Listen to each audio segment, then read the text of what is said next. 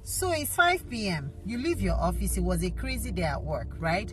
And you decide to go to Mama Ngozi's beer parlor to hang out with the boys. You've probably told your wife that you're going to be hanging out with your friends tonight.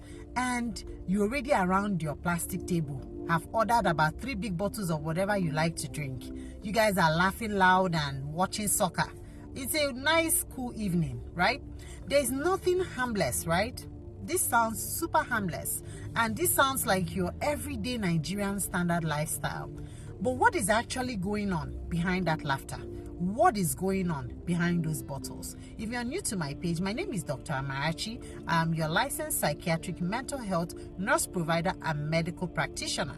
Now, we're going to be unveiling what goes on in your brain when you take alcohol. Now, this is what we call high functioning alcohol use disorder, because Emeka, will call one of those boys Emeka, right? Yeah, Emeka is the name. Now, because Emeka wakes up every 6 a.m. and dresses up with his nice shirt and maybe suit, goes to the office, he's not a drunkard, right? He's not your everyday drunkard or alcoholic addict that we see by the roadside with a bottle of ogogoro, intoxicated in alcohol. So we think that he's fine. So a lot of young boys will tell you, nothing is wrong with me. He goes to work, he slashes or smashes his target at work. He's high functioning, he does everything he needs to do. But every 5 p.m., he goes to that beer parlor to calm himself down, to refresh himself from the day's stress. To be honest with you, Emeka, like I said, is the case study here. He has a decent job.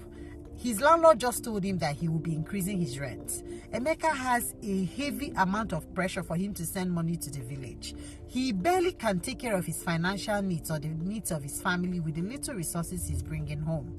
So in order to shut off that noise going on in his head, that financial pressure that he's dealing with, and numb himself up, he goes to that beer parlor of Mama Ngozi every evening to numb those thoughts so that he doesn't have to worry about anything. That, for him, that beer parlor is his private psychiatric clinic.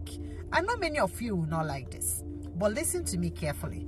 We're dealing with alcohol use disorder. So because he is high functioning, he's still able to go to work, he makes a decent income, but the fact that he depends every day on that alcohol does not mean that he has not trapped himself in a very deadly addiction. I will tell you, addiction, especially alcoholic addiction, is a very, very strong thing that makes your brain to permanently shut off the natural ability to calm itself down. Our body normally has that ability to naturally calm itself down, especially after the day's stress, right? But alcohol has a way of shutting off that your body's ability to do that. What you're trying to do is you're telling your body that this is the way I need to calm myself down. And the day you don't drink that alcohol, let's say you argue with your wife, or you are facing traffic, or something goes wrong, or something just happens, some kind of stressor goes on in your life, you're not able to cope at that point because you have to crave that alcohol. You need to drink in order for your body to calm down. So your body has lost, or your brain has lost that natural capacity to do what? To calm itself down, especially when you're faced with stressors. So this is one of the things that we see every day in Nigeria.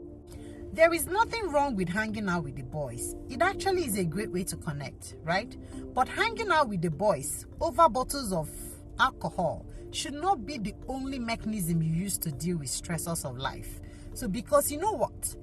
The day you do not drink that alcohol, your body, can go into a massive withdrawal that can be very deadly for you. So that's why you should not allow your brain to get trapped in that addiction.